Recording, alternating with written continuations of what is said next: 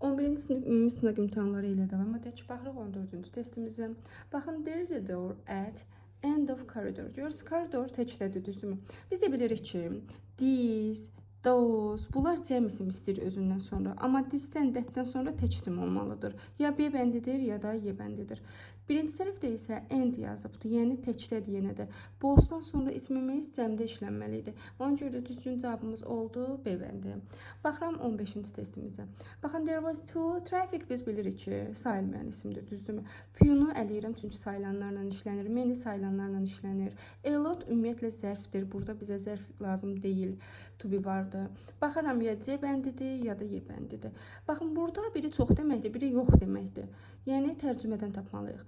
Deyir ki, beləliklə biz 1 saat keçdik. Deməli, xaç çox imiş ki, onlar 1 saat keçiblər. Deməli, maç verməliyik ona görə də. Little yox deməkdir.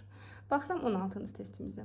Article testidir. Deməli, yadda saxlayırsınız ki, əgər ki sizə belə bir isim, yanında da onu təyin eləyən ifadə verilibdirsə, deməli, onda biz ismin qarşısında D article işlətməliyik. Çünki artıq buradakı isim məlumdur. Deyir, the doctor who examined my friend. Hansı ki, mənim dostumu müayinə etdi, artıq müəyyən etdi. Deməli, lives in. Deməli, burada baxırıq, D article olan yeganə variantı C, D ya da Y bəndidir, düzdür variantlar. Baxıram, burada ikinci tərəfdə center sözü vardı.